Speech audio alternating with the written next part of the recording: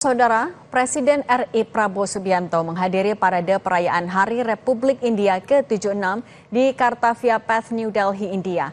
Prabowo menjadi tamu utama dalam acara kenegaraan itu. And they have some beautiful memories and pictures to take back with them.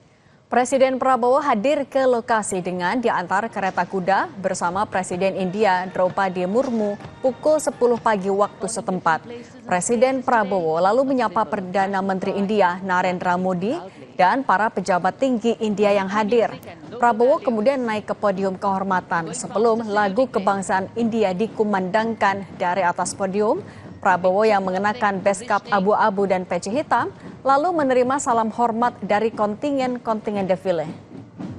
What a visual treat.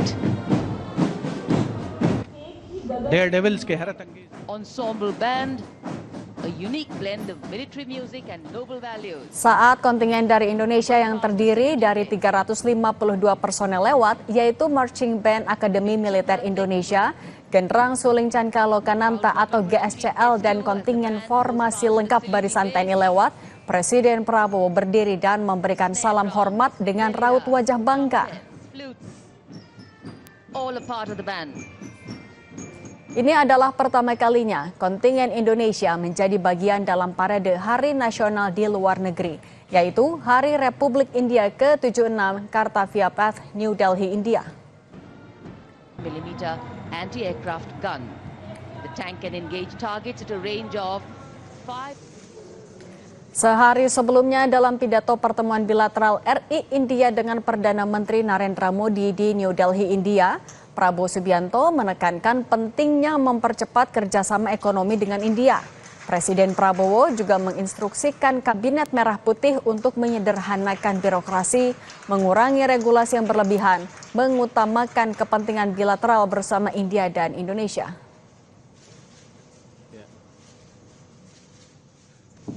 Of course, in the economic field, this is very important, and I have given direction to my team to accelerate, to expedite, to cut bureaucracy, too much over-regulation, and to put at the foremost the common bilateral interest of India and of Indonesia.